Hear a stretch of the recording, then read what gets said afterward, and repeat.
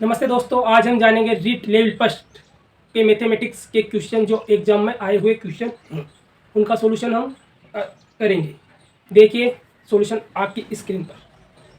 Question number 91, अनावश्यक आवर्ती संख्या 0.123 के बराबर भिन्न है। तो क्या 0.123 के बराबर क्या दे रखा है भिन्न। तो आइए देखते हैं। तो सबसे पहले 123 माइनस किन के ऊपर बार नहीं है, 12 बटा कितनी संख्या के ऊपर बार है, तो 3 के ऊपर मात्र है, तो बार के लिए क्या आ जाएगा 9। और कितनी संख्या के ऊपर बार नहीं है 2, तो इसका आ जाएगा 00। तो हम इन 123 में से 12 घटाएंगे तो आ जाएगा 11 बटा 900। तो हम इनको काटेंगे तो ये आ जाएगा 37 बटा 300 क्वेश्चन। ये ऑप्शन नंबर आपके डी सही हो जाएगा इस क्वेश्चन का। प्रत्येक सीरीज वाइज क्वेश्चन अलग हो सकते हैं, आप क्वेश्चन देखना तथा उनके आगे के 16 सिक्के का मूल्य बराबर होगा। यानी 50 पैसे के कितने सिक्के हैं, 16 सिक्के। तो 50 पैसों को रुपए में चेंज करेंगे तो 1/2 इंटू 16, तो कितना हो गया 8 रुपये होने चाहिए। कितने रुपए होने चाहिए, 8 रुपये होने चाहिए। 8 रुपये होने चाहिए। तो इस इन 4 ऑप्शन में से 8 रुपये देखते हैं अपन। ऑप्शन नंबर बी, 2 रुपए के 3 सिक्के, 2 इंटू 3 प्लस 25 पैसे के 8 सिक्के, तो ये तो हो जाएंगे 6 रुपये प्लस 2 रुपये, तो 8 रुपये। इसमें आपका ऑप्शन नंबर बी सही रहेगा, जो आप देख सकते हैं। अब चलते हैं अगले क्वेश्चन पर, जो आपकी स्क्रीन पर आ चुका है। अगले क्वेश्चन पर निम्न संख्याएं भिन्न 2/7, 3/13 और 5/6 का अवरोही क्रम में लिखिए। तो इनको अवरोही क्रम में देखने के लिए मैंने एक शॉर्ट ट्रिक डाली है, भिन्नों का सरलीकरण। तो इसमें अपन देखेंगे कि इन सबको आपस में वर्ग गुणा कराते हैं। तो 7 तिया के 21, 13 दूनी 26, 7 तिया 21, यानी बड़ी वाली कौन सी है, ये। अब इसको छोड़ देते हैं, अब इन दोनों की तुलना कराते हैं। तो 7 पन्नियों 35 और 6 दुआ 12, तो सबसे बड़ी भिन्न अपनी हो जाएगी 35 आ रहा ना, तो 35 किसका आ रहा, 5/6। 35 से छोटा क्या 26, 2/7, और सबसे छोटी हो जाएगी 3/13। इनका क्या है, अवरोही क्रम, यानी बड़े से सबसे बड़ी ये, फिर ये, फिर ये, सबसे बड़ी, फिर ये सबसे छोटी, सबसे बड़ी, मीडियम, छोटी, ये इसका अवरोही क्रम हो जाएगा। और साथ ही मान होगा ये आपके क्वेश्चन। तो सबसे पहले इन भिन्नों को सही करेंगे। 5 इंटू 1 5 प्लस 3 8, 8/5 माइनस, फिर माइनस कोष्टक 3 2 6 और 8, 3 2 6 प्लस 2 8, 8/3 माइनस 6 चौक 24 प्लस 5, यानी 29/6 हो जाएगा। अब कोष्टक खोल देते हैं और इन सब का लघुत्तम लेते हैं। 5 3 6, इनका लघुत्तम क्या आ जाएगा 30। 5 का भाग देंगे 30 में, कितना है 6, 6 8 48 माइनस 48। फिर 3 का देंगे तो 10 बार जाएगा, 10 को 8 से इंटू करेंगे 80, और 6 का देंगे 5 बार जाएगा, ये 6 का देंगे 5 बार जाएगा, तो ये आ जाएगा 145। तो इन दोनों को जोड़ेंगे तो कितना, माइनस 128, ये माइनस माइनस यहाँ पर प्लस हो जाएगा, ये माइनस कोष्टक खुलेगा तो प्लस हो जाएगा, और प्लस के 145/30। तो इन दोनों का क्या आ जाएगा, प्लस के 145 में से माइनस के 128 घटेंगे तो 17/30। ये इसका क्वेश्चन का आंसर हो जाएगा। ठीक दोस्तों, नेक्स्ट क्वेश्चन पर चलते हैं।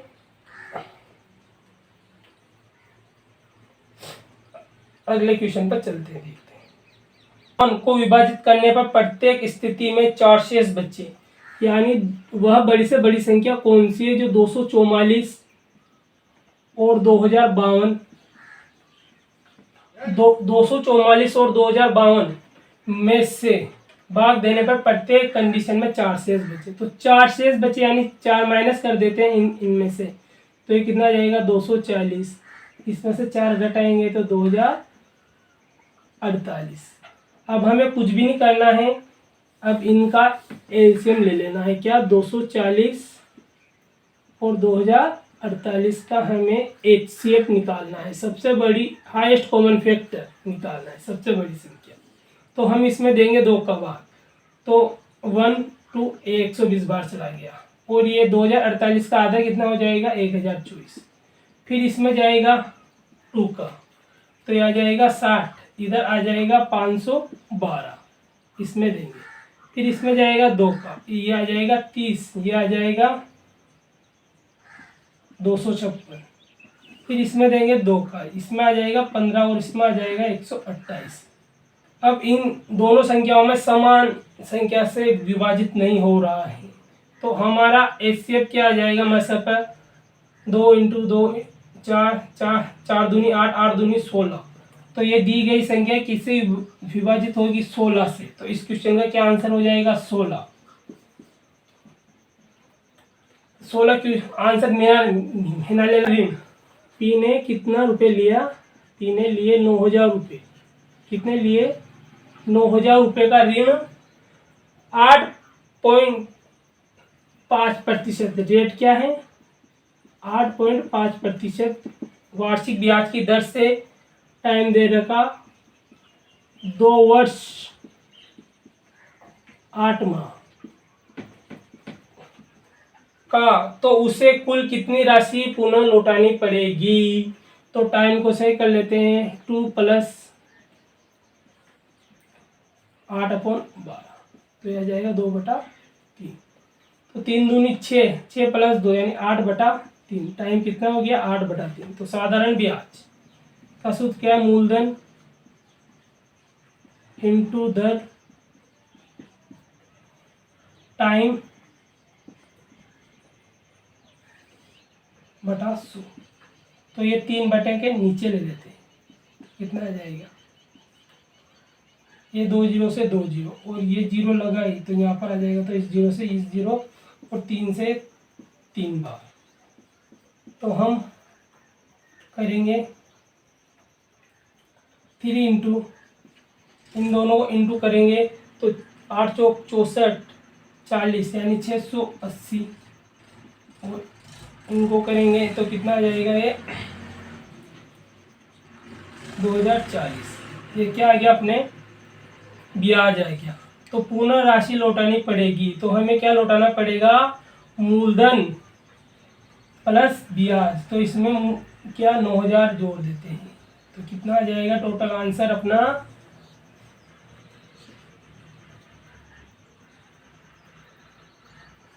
11,040 रुपये पुनः लौटाने पड़ेंगे। ये क्वेश्चन, इस क्वेश्चन का आंसर ये हो जाएगा 11,040 रुपये पुनः लौटाने पड़ेंगे। चलिए नेक्स्ट अगला क्वेश्चन पर चलते हैं। 11,040 की राशि देनी पड़ेगी इसको पुनः 22 इंटू 14 सेमी आयताकार कागज को मोड़कर एक 4 सेमी ऊंचाई का बेलन बनाया जाता है, तो बेलन का वक्र पृष्ठ याद कीजिए। यानी ये बोल रहा है कि ये 22 सेमी लंबाई और ऊंचाई कितनी है 4 सेमी। 4 सेमी ऊंचाई को मोड़कर वक्र पृष्ठ बनाया जा रहा है। तो मतलब वक्र पृष्ठ क्या रहता है, उसमें उपयोग में ली गई धातु या कागज। तो हम इसी कागज से बेलन बना रहे हैं, तो जो इस आयत का वक्र पृष्ठ होगा वही उस बेलन का वक्र पृष्ठ होगा। तो इस आयत का वक्र पृष्ठ क्या रहेगा 22 इंटू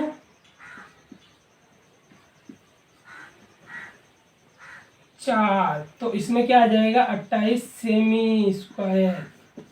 यही हमारा इस क्वेश्चन का आंसर हो जाएगा। जैसे नेक्स्ट क्वेश्चन अगले पाने के लिए हम चलते हैं अगले क्वेश्चन पर। आइए देखिए, इसमें 88 सेमी स्क्वायर हो जाएगा। ये आपको ऑप्शन नंबर बी अलग अलग सीरीज में अलग अलग दिया गया है, देख लेना आप। अगले क्वेश्चन पे चलते हैं। देखिए दोस्तों, अगला क्वेश्चन आपकी स्क्रीन पर आ चुका है, उसे कैसे सोल्व करते हैं देखिए। दी गई चित्र में ए बी तथा सी डी बिंदु ओ को पर प्रतिच्छेदित करती है। मतलब ये आपको आकृति दी गई है, ये ए बी सी डी को प्रतिच्छेदित कर रही है, और यदि ओ ई और ओ एफ क्रमशः ओ ई ये दे रखा है, ये कितना 25 डिग्री, और ओ एफ कितना है ये निकालना है, ये ई। तो इसमें क्या दिया है, यदि ओ ई तथा ओ एफ क्रमशः कोण बी ओ डी, कोण बी ओ डी तथा सी ओ बी समद्वि विभाजित करते हैं, तो कोण सी ओ एफ बराबर होगा। सी ओ एफ यानी ये वाला याद करना है। तो इसमें हम देखते हैं, ये इसमें सम विभाजित कर रही है, मतलब समान में विभाजित करिए, तो ये 25 का है, तो ये कितने का कोण बनेगा 25 डिग्री का। ये इन दोनों का मिलाकर कितना है 25 25 50, तो इसके सामने वाला कोण कितने का बनेगा 50 का। पूरे बिंदु का कोण कितने का रहता है 360 डिग्री का। तो अब 360 में से 100 घटाएंगे तो बचेगा 260। 260 में से ये ऊपर वाला कोण कितने का रहेगा 130 का। ये आधा है तो ये भी कितने का रहेगा 130 का। 130 में से इन दो पार्टों में भागना है बराबर, तो ये कितने का आ जाएगा 65 डिग्री का, और ये 65 डिग्री का। तो हमारा कोण कितने का आ जाएगा 65 डिग्री का। यही इस क्वेश्चन का आंसर है। अभी आप अपनी आंसर की मिलाई है, समझाने की कोई जो। एक वर्गाकार मैदान का क्षेत्रफल 6400 वर्ग मीटर है। एक व्यक्ति द्वारा इस मैदान की परिमिति पर 5 चक्कर लगाने पर तय की गई दूरी कितनी होगी। तो कितनी दूरी होगी 5 चक्कर लगाने पर। तो हम ये क्या वर्गाकार, तो इसका क्या भुजा स्क्वायर, तो भुजा स्क्वायर ये है, तो भुजा आ जाएगी अपनी, इसका वर्ग क्या है 80, 80 का वर्ग है 6400, तो अपनी भुजा आ गई 80। अब इसमें क्या परिमाप, परिमाप यानी वर्ग की चारों भुजाएं बराबर होती है, तो परिमाप आ जाएगा 80 × 4 यानी 320। एक चक्कर लगाने में वो कितने मीटर चल रहा है 320, तो 5 चक्कर लगाने में कितने मीटर चलेगा 1600 मीटर। कितने चलेगा 1600 मीटर। तो अब इसमें 1.6 किलोमीटर आपका आंसर हो जाएगा, जो ऑप्शन नंबर सी में दिया गया है। क्वेश्चन मिला लेना, इसमें चेंज होते रहते हैं सीरीज वाइज पेपर में, तो आप इसका फिक्स आंसर हो जाएगा 1.6 किलोमीटर चलाओ अपनी दूरी से। चलिए दोस्तों अगले क्वेश्चन पर चलते हैं, जो आपकी स्क्रीन पर आ चुका है।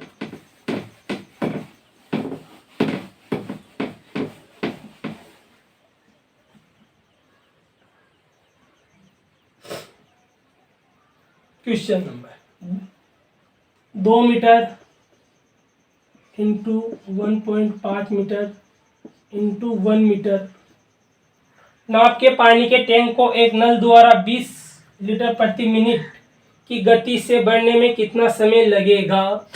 तो हम इसके टंकी का आयतन याद कर लेते हैं। तो आयतन क्या हो जाएगा इसमें 1 इंटू 1.5 इंटू 2 यानी कितना हो जाएगा 3 मीटर क्यूब। टंकी का आयतन कितना हो गया 3 मीटर क्यूब। तो इस आयतन, अब 1 मीटर क्यूब में कितना पानी भरा जा सकता है 1000 लीटर। ये कॉन्सेप्ट है। 1 मीटर क्यूब में 1000 लीटर पानी में आता है, तो 3 मीटर क्यूब में कितना पानी में आएगा 3000 लीटर। और ये कितने में 20 लीटर प्रति मिनट पानी भर रहा है। कितना 20 लीटर प्रति मिनट पानी भर रहा है।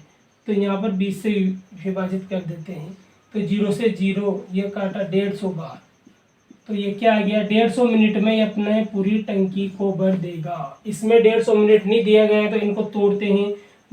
1 घंटे में 60 होते हैं, तो 2 घंटे में 2 आवर्स 30 मिनट, यानी 2 घंटे और 30 मिनट में अपनी टंकी को पूरा भर देगा। यही इस क्वेश्चन का आंसर हो जाएगा। चलिए दोस्तों, अगले क्वेश्चन पर स्क्रीन पर दिया गया है, देखिए 1 करोड़ 1 लाख 1,100 का अंकीय रूप होगा। तो 1 करोड़ 1 लाख 1,100 का अंकीय रूप ये होगा। इकाई, दशमलव, सैकड़ा, हजार, 10,000, लाख, 10 लाख, करोड़। 1 करोड़ 1 लाख 1,101 का अंकीय रूप ये होगा, जो आपके ऑप्शन नंबर बी में दिया गया है। ये इस क्वेश्चन का आंसर हो जाएगा। चलिए दोस्तों, अगले क्वेश्चन पर जो आपकी स्क्रीन पर आ चुका है, यदि 31p5 3 का गुणज हो तो p दाई का अंक क्या होगा, p का अधिकतम मान क्या होगा। ये मतलब किसका गुणज हो, 3 का गुणज हो तो p का मान क्या होगा। यानी 3 का गुणज होने के लिए ये मतलब पूरी संख्या 3 से भाजित होगी। तो इनका अंकों का योग करते हैं, तो 3 1 4 और 5 9 कट रहा है किससे, 3 से। अब p की जगह हम क्या ले सकते हैं, 3 के लिए हम देखते हैं 3 6 9 0। तो अधिकतम संख्या क्या होगी, तो अधिकतम संख्या इस क्वेश्चन की 9 हो जाएगी। तो इस क्वेश्चन का आंसर क्या हो जाएगा, 9। अपने क्वेश्चन के आंसर को मिलाते रहिए दोस्तों। चलिए अगले क्वेश्चन पर जो आपकी स्क्रीन पर आ चुका है, वह छोटी से छोटी संख्या कौन सी होगी जो 1 से 10 तक संख्याओं से पूर्णतः विभाजित हो। वह छोटी से छोटी संख्या कौन सी होगी जो 1 से 10 तक की संख्या से पूर्णतः विभाजित हो, यानी 1 से 10 तक की संख्या से पूर्णतः विभाजित हो। वो छोटी से छोटी संख्या कौन सी होगी, यह संख्या नोट्स में लिखाया जाता है। इस क्वेश्चन को याद करना ये समझाने लायक नहीं है, ये थ्योरेटिकल क्वेश्चन है। तो आपके 1 से लगाकर 10 तक वह सबसे छोटी संख्या 2520 है, जो 1 से लेकर 10 तक पूर्णतः विभाजित होती है।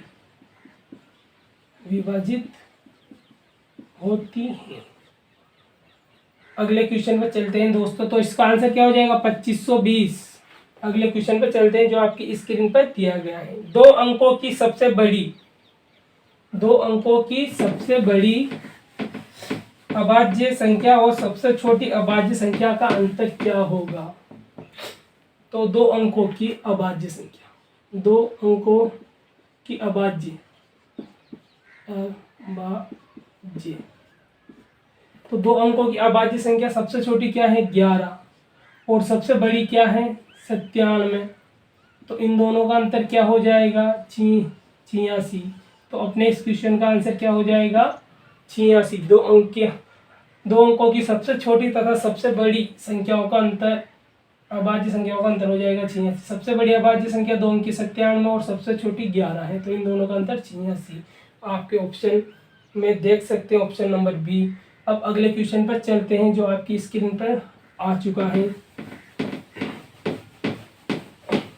अगला क्वेश्चन आपसे क्या बोलता है कि संख्याएं 60 32 10 45, 60 32 10 45 क्या बोलता है, 60 32 10 45 में 3 4 5 के स्थानीय मानों का गुणनफल याद कीजिए। तो 3 का स्थानीय मान क्या पर है, यहाँ पर, तो 3 लिखिए। कितने जीरो, 1 2 3 4 5। तो 3 का स्थानीय मान ये हो गया कितना, 5 जीरो पर। और ये क्या, और 4 का स्थानीय मान, तो इनका गुणा करना है। तो 4 का 4 यहाँ पर है, तो 4 का स्थानीय मान, और पीछे कितने अंक, उतनी जीरो, 1 अंक है तो 1 जीरो। और फिर ये बोल रहा है कि 5 का स्थानीय मान, 5 का स्थानीय मान क्या है, 5 ही है। चलिए, तो इनको इंटू कराते हैं। तो कितनी जीरो, 2 2 4 1 5 और 1 6, 6 जीरो लगा देते हैं। 5 चौक 20, 20 की 0, 20 20 इंटू 3 यानी 60। तो ये हो जाएगा ये। तो कितनी जीरो है? 2 2 4 2 6 1 7। तो 7 जीरो देखिए और अपना ऑप्शन नंबर हो जाएगा इसमें डी। यही इस क्वेश्चन का आंसर है। 6 के साथ 0 हो जाएगी। तो अपना ऑप्शन नंबर डी इसमें सही हो जाएगा। अगले क्वेश्चन पे चलते हैं दोस्तों।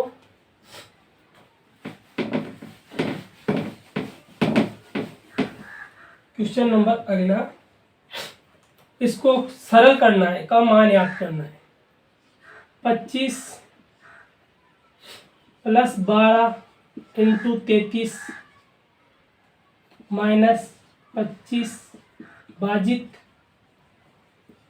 5।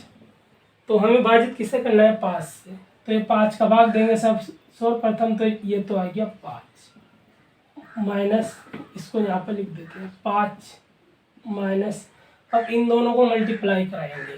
तो 12 तिया 36, 12 तिया 36, 3 39, ये 396 आ गया, प्लस 25 कितना आ गया? प्लस 25 प्लस 396 यानी 421। कितना? 421 माइनस 5। तो इस क्वेश्चन का आंसर हो जाएगा 416। इस क्वेश्चन का आंसर हो जाएगा। चलिए दोस्तों अगले क्वेश्चन पर चलते हैं।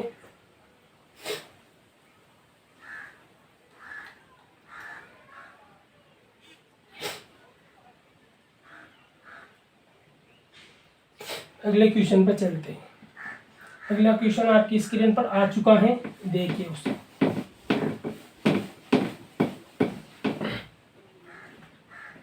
यदि 12 दर्जन पेनों का मूल्य 720 रुपए है तो 25 पेनों का मूल्य क्या होगा? 12 दर्जन का मूल्य कितना दे रखा है? 720। कितनी? 12 दर्जन, यानी 12 दर्जन। और एक दर्जन में कितने पेन होते हैं? 12। किनका याद करना है? 25 पेनों का याद करना है। कितना का याद करना है? 25 पेनों का। तो हम इसको 12 से काटें। 12 छः 72, बच गए 60, 12 पंजे 60। 25 इंटू 5 बराबर कितना हो जाएगा? 125। ये कितना? 25 पेनों का मूल्य कितना हो जाएगा? 125, जो आप देख सकते हैं अपने ऑप्शन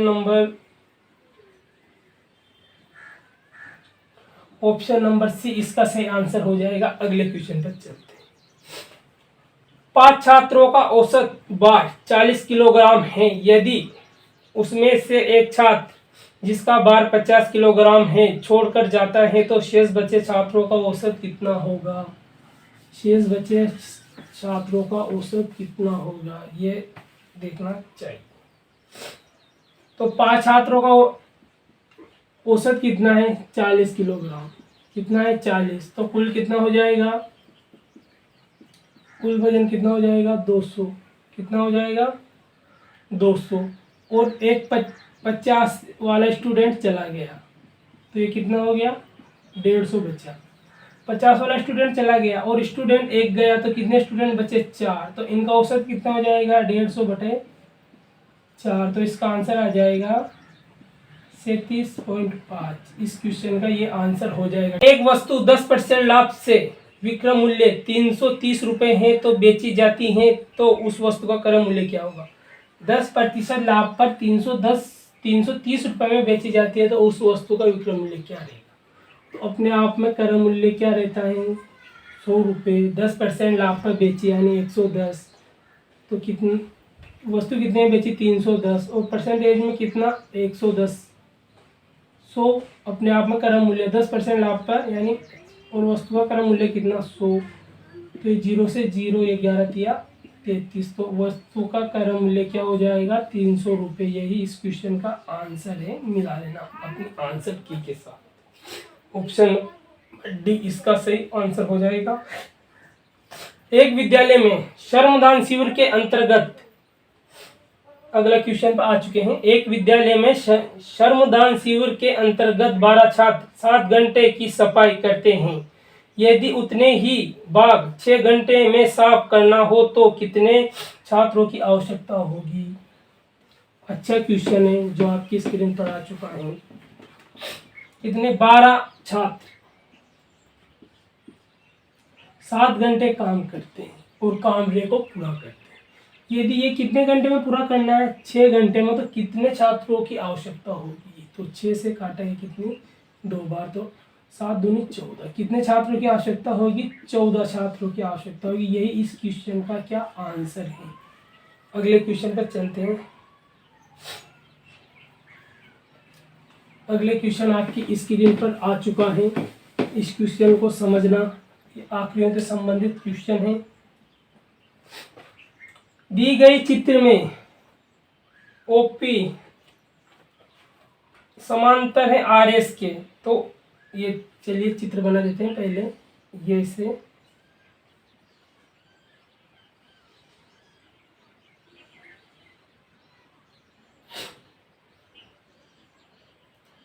ये कोण 100 डिग्री का यहाँ पर दिया गया है पी बिंदु से, और ये क्यू पॉइंट है। यहाँ पर ये 140 डिग्री का कोण है। आर से ये कहाँ तक जा रही है, एस तक जा रही है। तो हमें इसमें कौन सा याद करना है, कोण पी क्यू आर याद करना है। कोण पी क्यू आर याद करना है। तो देखते हैं ये कोण कितना बनेगा। क्यू कोण याद करना है। यदि हम इस समांतर रेखा के अंतर्गत ये समांतर लाइन खींच देते हैं तो ये एक कितने डिग्री का कोण है 140 का। तो ये कितने का हो जाएगा, ये भी 140 का हो जाएगा। एक रेखा पर रेखा कितने डिग्री की होती है 180 की। तो ये एक 140 का है, तो ये अंदर वाला कितने का हो जाएगा, ये 40 डिग्री का हो जाएगा। जब ये 100 का है तो टोटल कितना होता है 180। तो ये कितने का हो जाएगा 80 का हो जाएगा। तो ये क्या बन गया, एक त्रिभुज बन गया है। ऐसे देखिए ये त्रिभुज बन चुका है। ये 80 दिया गया है, ये 40 दिया गया है। तो बचा हुआ कोण कितने का हो जाएगा 180 माइनस 80 प्लस 40 कितना 120। तो ये दिया गया कोण 60 डिग्री का हो जाएगा। कोण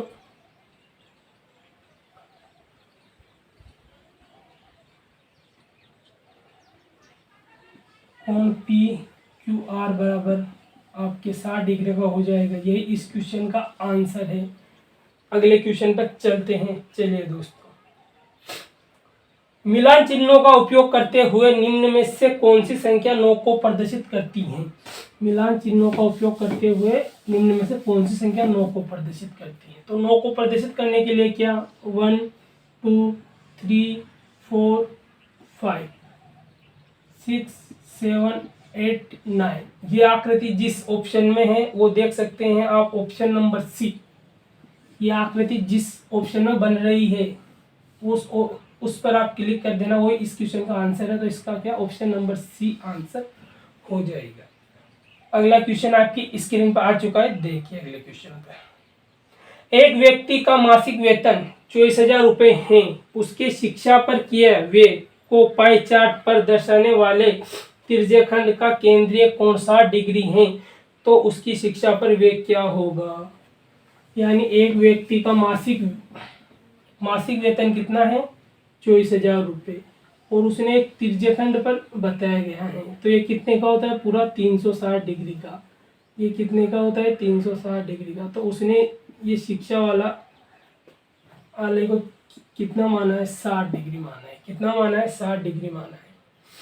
तो ये पूरा का मान दिया गया है कितना, मासिक वेतन 24,000 इंटू हमें कितना 60, टोटल कितना है 360 आ जाएगा। तो 0 से 0 6, तो ये आ जाएगा 6 चौक 24। यानी शिक्षा पर उसने कितने खर्च किए 4,000 रुपये खर्च किए हैं।